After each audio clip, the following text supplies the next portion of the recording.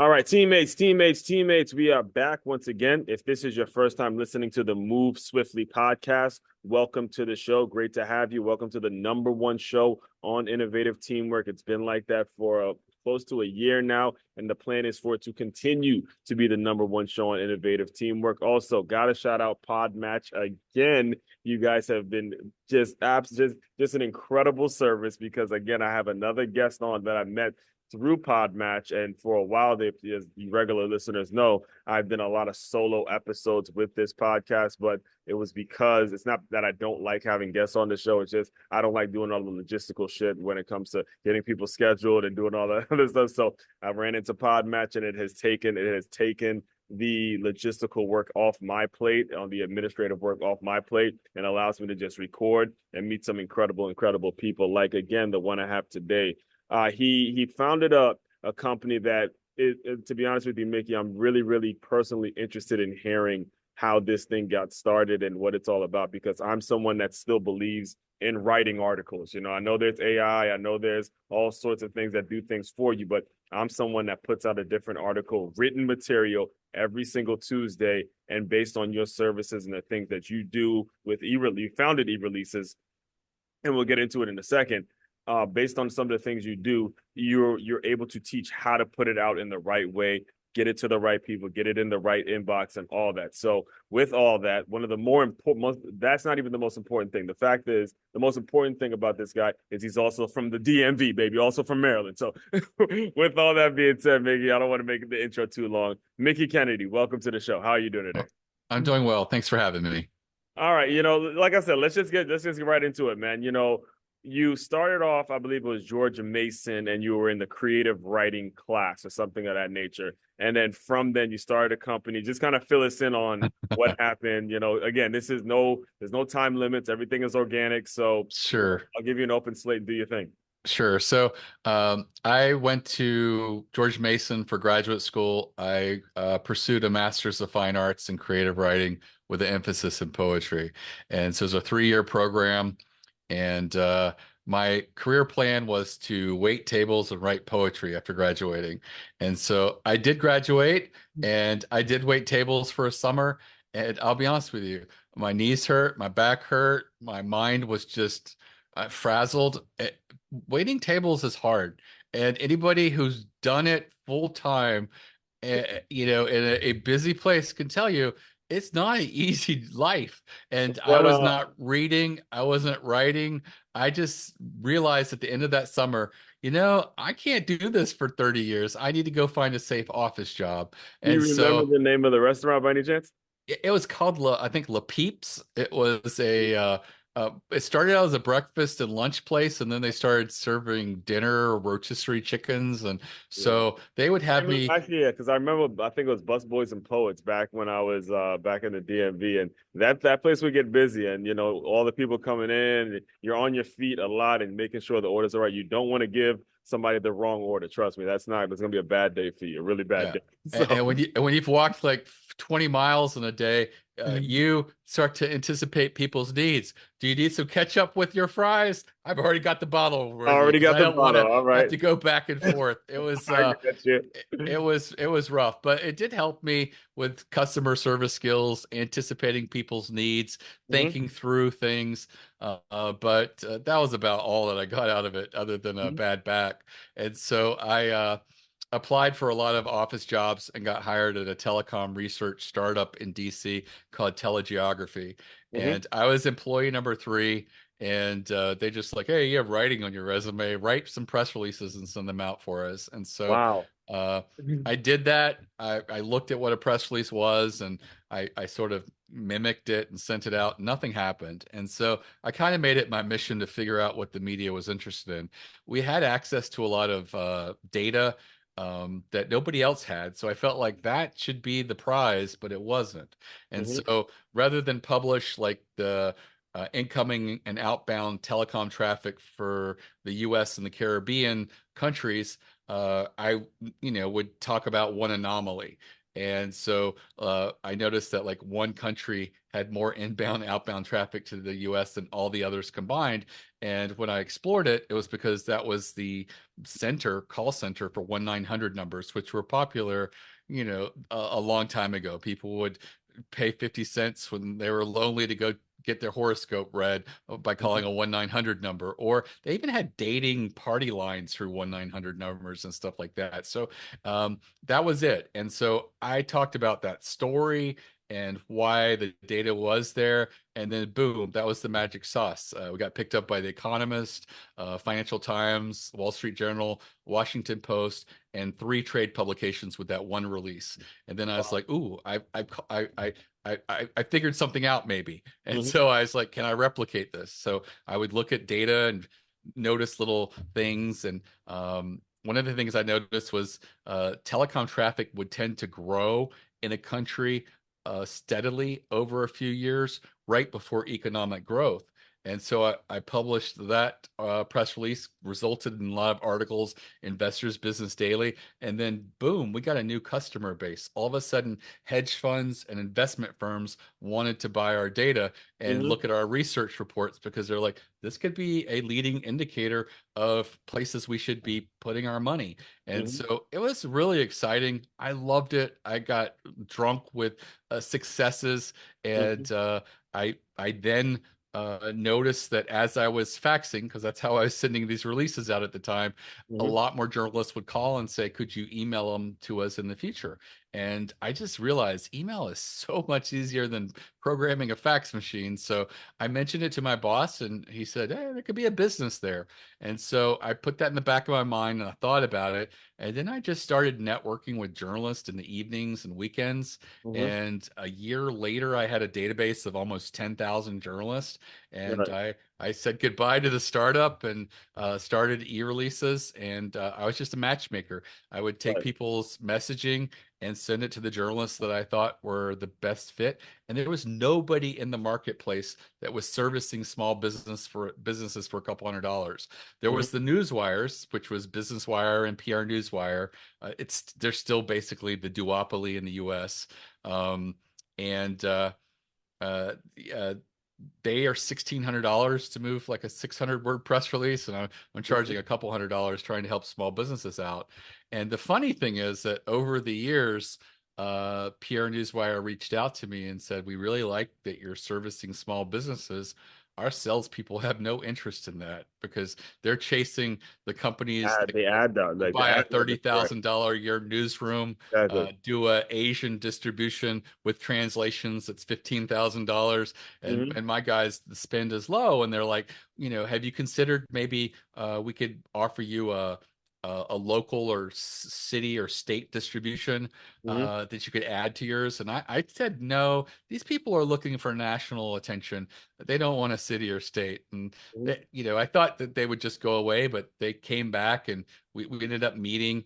And I noticed that they had an overnight editorial team that didn't do a lot. They had to be there in case there was breaking news, a recall, a train derailment, or they needed to get something out to the Asian markets. But they really just sat idle for hours. And I said, I could take all my releases that I'm sending out now as they come in and start having people schedule them by default for next business day. You Right. could work on them overnight, setting them up in the wire, and it wouldn't cost you additional labor. And so they really liked that, and they liked me. And so they did give me access to a national distribution. So all the releases that go out through e-releases get a national distribution on PR Newswire. And if you Wow. go directly to them, Hmm. it's $1,600. You go through us, it's like a third of the price. So Wow. it's a huge cost savings. There are caveats, like we can't work with big companies. If Hmm. someone comes in who would be a perfect fit for their sales guy, I move them on to my contact at PR Newswire. Same Okay. thing with publicly traded companies. And then sometimes my own clients outgrow me where they do want additional Sure. services like Right. translations in Asian markets. And again, I just sort of pass them along to the newswire. So I really try to be a good partner with them because it is a great opportunity that they're giving small businesses and entrepreneurs because ordinarily we couldn't afford to send out a national press release for $300 $500 or something like that. So, all right, there's a quite a few things that I again personally have questions about, but as far as the listeners are concerned too, if someone is new to the term press release, how do you clearly define that to them and the importance of it? Because I think you did also mention in another video that I watched with you, that when you get the right press release or you get the right publication, it could mean, Covert's close to five-figure deals with the sales and things like that. So I think it's good to hear your clear definition of what a press release actually is. Right. So a press release is basically just a format of an announcement that you're announcing something to the media. It's not an article. It's basically supposed to be the ingredients that a journalist could turn into an article. And Mm-hmm. so there's templates and samples. We have a lot on our website.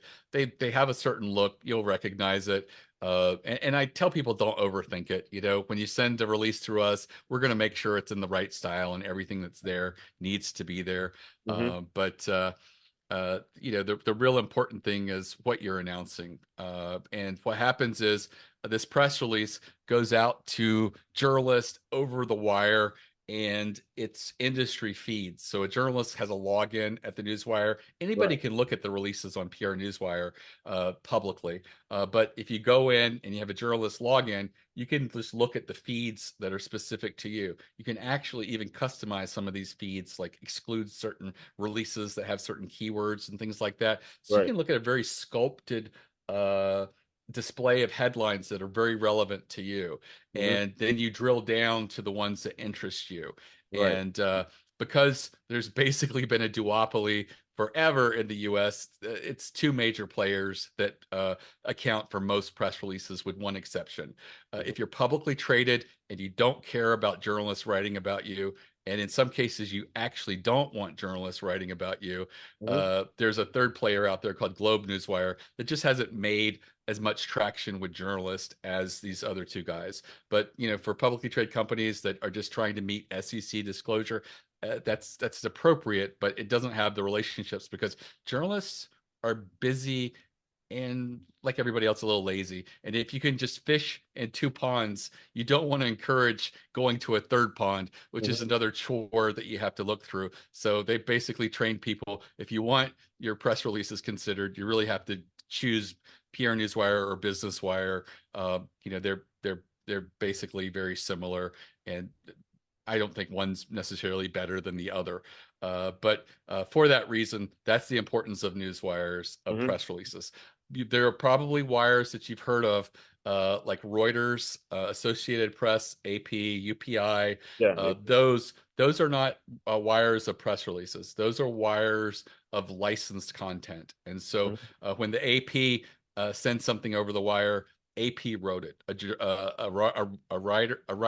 reporter at the AP wrote it. And their business model is, we have great writers.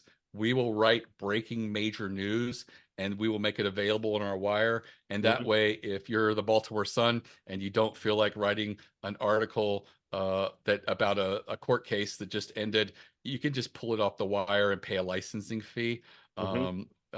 to the Associated Press, and you get the benefit of a really good article. And a lot of newspapers rely on this because it's just the the staff is so lean that you want them to focus mostly on local news and let the big breaking news be pulled off the wire and Mm-hmm. incorporated into the newspapers.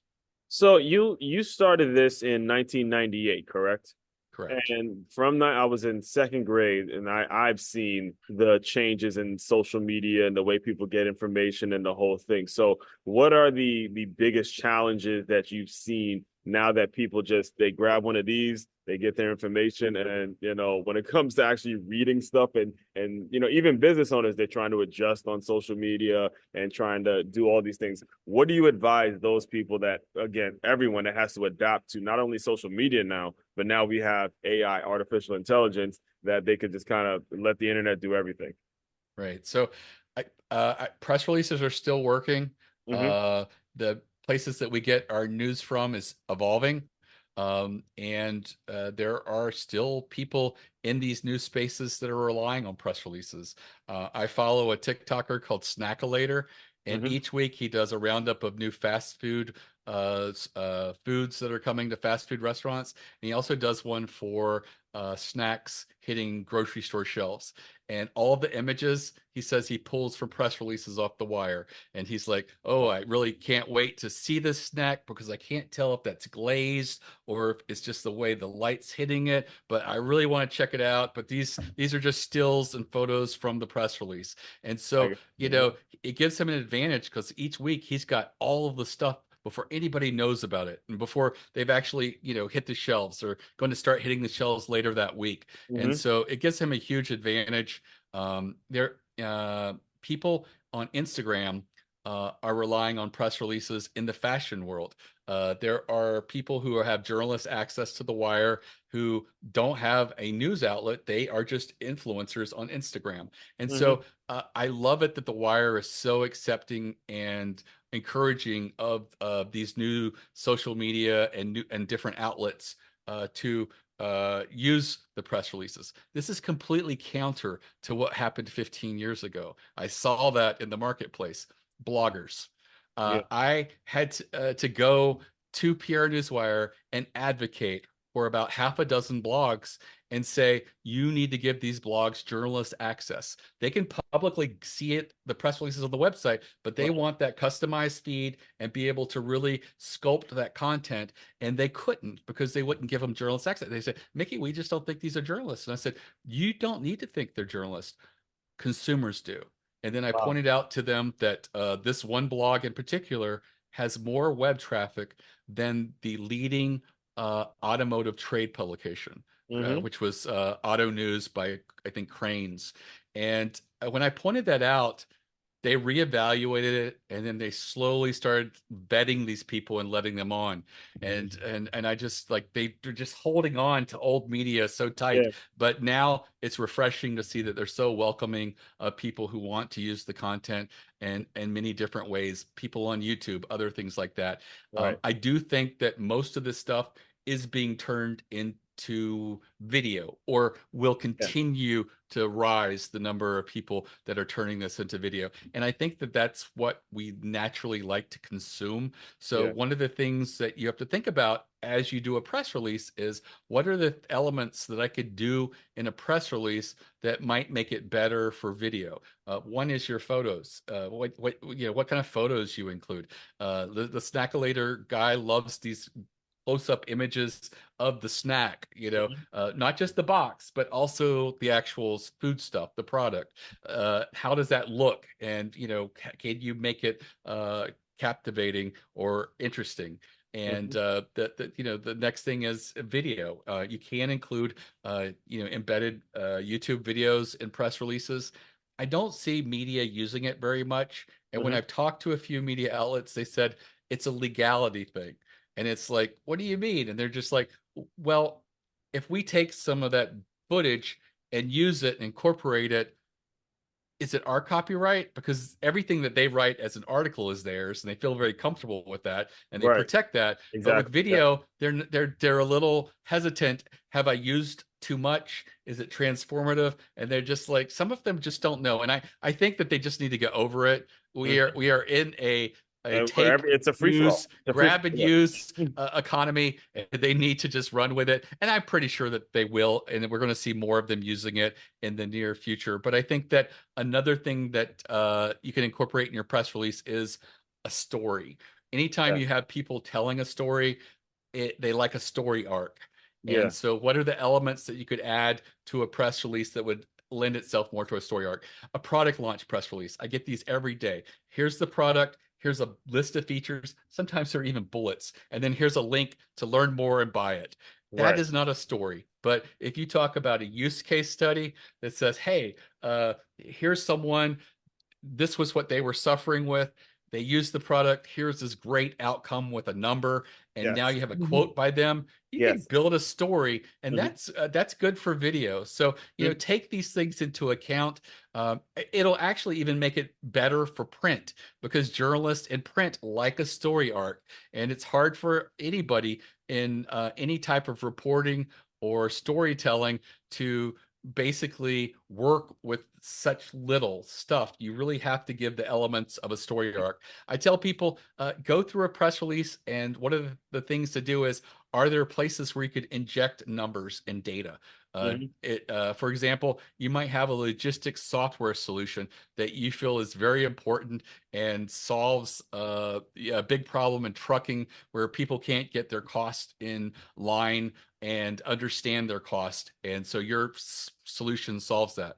Mhm. Well, what if you put a number in there like 67% of new trucking companies fail in their first 5 years, often Yes. because they can't Mhm. get their cost under Yes. control. And Mhm. our product solves this. Yeah. And then you put the stakes in there of why this solution is important. And a journalist looking at that will say, "Oh, my audience of people who are in the trucking industry Mhm. might be really captivated at that, because that's a shocking number that Yeah. more than 2/3 of people fail because they can't get their cost under control," which seems like a no-brainer, but having that data point and then introducing your solution just shows the importance of your solution. Yes, and I literally just we're recording this on a Wednesday, but I put out an article every Tuesday, and yesterday the title for my article was "Don't Start More Businesses, Fix More Problems." And with everything that you're talking about, it still boils down to it. Again, for you listeners, it still boils down to what issue and what problem are you fixing, and then get deeper and deeper into that problem. Be the solution, give stories, gives facts, gives percentages, do whatever it is you need to do to solve that issue, hit that pain point. All right. And so throughout this entire conversation, you've mentioned journalists quite a bit. And it makes me think, because I'm a sports guy and I consume a lot of sports. And what I've seen over time is, it's gotten away from actual real journalism and it's gotten into more opinionated stuff. Do you see that affecting your business in any way when it comes to vetting out real journalists and finding people that are really going to report the news, or people that just give their opinion and then take what's said and then they run with it and everyone believes this thing because this one had this opinion, and then it can turn into like a news, like, what news am I getting that's fake and what news am I getting that's real, or is it somebody else's opinion? How does stuff like that affect you? Um, a little bit, but not as much as you would think. I think that even if you look back 30 years when you felt like it was the golden era of journalism, Yeah. there's somebody deciding what got picked Uh-huh. and deciding what gets talked about. Right. And even though the breakdown seems very even and fair, there were people that weren't considered. And, small businesses, mom and pops, Well, these are the there's people that you're serving now too, though. correct, Right. correct. So I think that you always just sort of have to realize there are biases, and it's Yeah. going to evolve, and there are going to be biases. We are in a very uh, influencer forward area where we Mhm. are wanting to get people's opinions and perspectives and stuff like that. But I also think there's still room for more objective stuff, and like product reviews. And even with product reviews, someone's experience is an opinion, and when they Mhm. encounter glitches using a product or something like that, that's their opinion and experience, and Mhm. maybe it wouldn't have happened with someone else. So I think it is I don't think we can all ever report in the way that like Consumer Report strives to report, where it's Mhm. all objective and they try to make a metric around everything, and every element is just lab conditioned so that the bias is as minimal as possible. Right. But I do think that we are in a polarized arena. Mhm. There are people who will, just jump off of a social media platform because of who owns it. And so uh, there are that is just part of what we're doing, and there's also politics and things like that, and I'm just very fortunate that you know that space is in an area that I focus a lot of PR energy or Mhm. have a lot of customers in. I've had people before tell me, "Oh, you should really go into that space," and I'm like, I don't think I'd enjoy it, because Mhm. when I have a client Yeah. who gets a big pickup and all of a sudden says, I got like $150,000 in orders over the last couple of months that are all Wow. because of that. Right. That excites me. And if a politician tells me I helped them get elected and find out later they're just like every other politician, I'm not going to feel very well about that. Right, right. So I really do like servicing small businesses. And, when it comes to outcomes, it's all over the place. Mhm. That's why marketers hate PR. PR is That was actually just be, I mean, unpredictable. you just be, that was going to actually be the next question I had for you. You get marketers and now you get PR. Talk to me a little bit about that relationship because that's what social media has created. Everyone calls himself a marketer now. Everyone calls himself an entrepreneur. Everyone's trying to market this, market that. So talk to us a little bit about the compare and contrast with that. Right. So when it comes to marketing, there's a tracking URL. You could easily measure ROI. You could put a tracking URL in a press release, but I guarantee you, if they do publish your website, there will be no tracking URL on it. And then there's instances like the Wall Street Wow. Journal. Okay. Well, I got to pause you there. I just hit me tracking URL. So that means whoever visits your site, you can actually see it and you can track these people as opposed to people coming to your site and now I don't know a way to get in contact with them and all that. Correct? Just so Correct. So we're on the like same page. Got you can usually embed a little bit that follows after your URL that's got usually, I don't know, like an ampersand and a bunch of little squirrely characters. And somehow that's a tracking mechanism. And journalists will just chop it off. And in some instances, they don't include links either.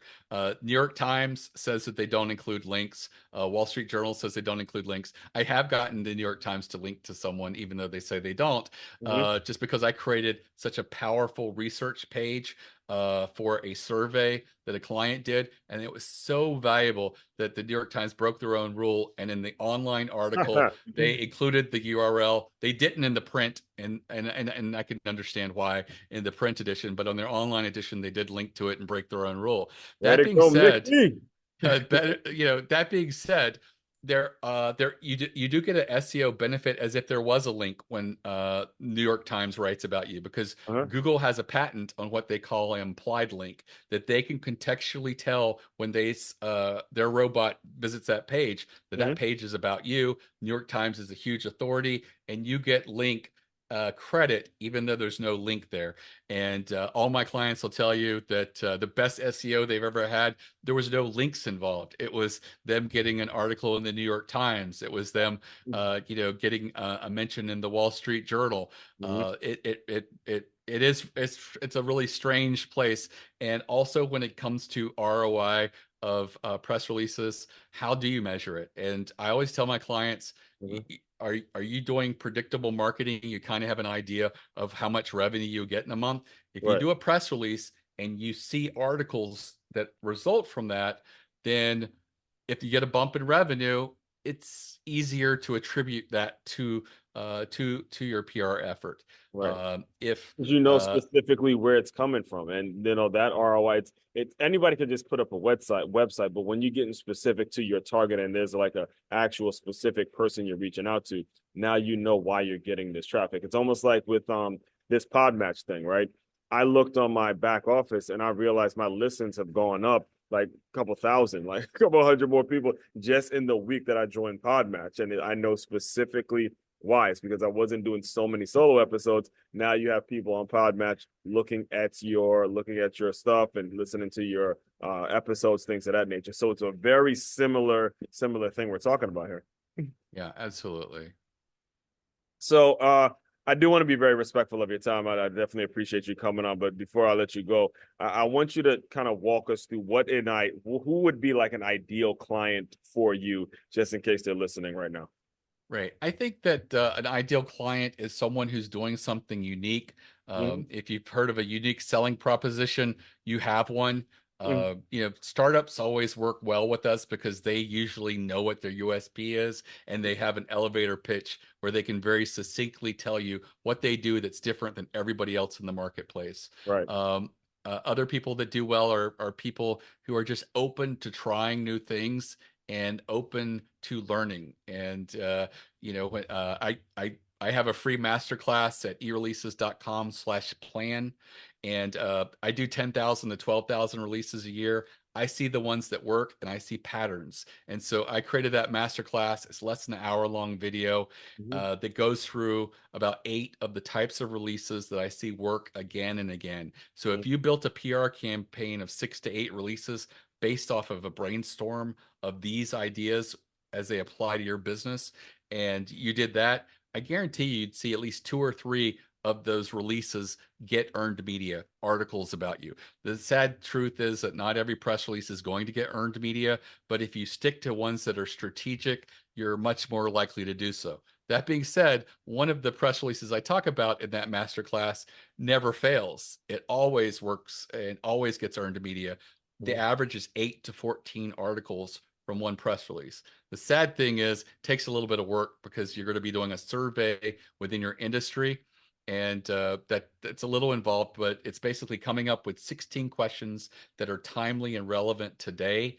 Mhm. 4 questions per page in Survey Monkey. Take that link, go to a independent or a small trade association in your industry, and they're out there. You don't know them, but there's hundreds in every industry. Find one that aligns with your audience or who you are Mhm. as a company, and ask if they'll send that link to their members in exchange. You will mention their organization in your press release that you'll be issuing over the wire. You can say over PR Newswire, and this works about 2/3 of the time because these smaller and independent trade associations get no media attention, and they will see this as a win-win for them.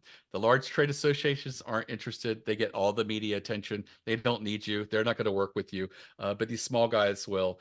Have them send it out. We're trying to get 100 or more responses. If it doesn't, ask if they can push it on social media to kind of get the numbers up. And Mhm. then when you've got that, look at the 16 questions that you asked and what's surprising. What's the most surprising thing here, based on what people responded? And pick one or two of those things to focus a press release on. Mhm. Build out a page on your website with all 16 questions and answers there, and all the data and analysis, because that's a resource page. That's what I got New York Times to link to that one time. Yeah. So Yeah. Yeah. I remember. Yeah.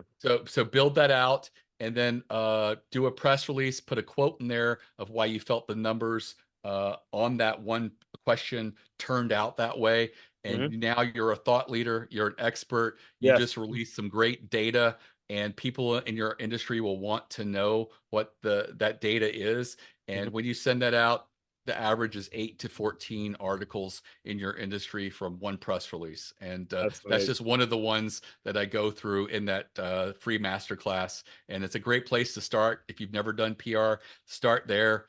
It's an hour commitment, and I guarantee you'll walk away probably knowing more strategic ideas for press releases than many people who work in PR firms and public relations. Right. And now what is the best way for people to get in touch with you? Or can you say the website again? Or Sure. So the the free masterclass is at ereleases.com/plan, PLAN. My website's ereleases.com. All Mhm. my social media is on the lower right. Also, feel free to chat, email, or call the numbers on the website. You'll only speak to editors. We have no salespeople. There's no Yeah. sales commissions. We provide we're a resource for free. If you have a release you just want us to take a look at, you can send it to us. We'll get it back to you in a business day or two Mhm. business days at the most. And there's no charge for that. And you don't have to use us. We're just open. We're a resource to help small businesses. We believe in PR, and we want to get people to try PR and try strategic PR Yeah. and build these campaigns that will succeed. Yes, yeah. That I mean, I cannot tell you as listeners, I cannot tell you the importance of everything he just said because of all of the distractions that we have out there. You've got to lock in on your target, lock in on that target, and just go after it every single day with your content over and over and over again. And you're not going to get there without coaching. You're not going to get there without editors. You're not going to get there without people keeping you from getting sideswiped with all the craziness going on in this world. So with that, Mickie, the way I close out all the shows is I want you to use your imagination for a little bit. You are a patriot, George Mason patriot, proud and proud. You know, you're getting ready to go work at this bar, and you're tired of it. You don't know what's coming next. You have this ability to be creative and all that. I want you to pretend that that young man has come into this Zoom room and just give him some words of encouragement, and we'll officially close. So to that person, I would say measure everything, Trust your gut, but measure it and take chances and go buy as much Apple stock as you can. That is a great one. That's an awesome one, man. All right, fellow teammates, continue to move swiftly. We will talk more soon.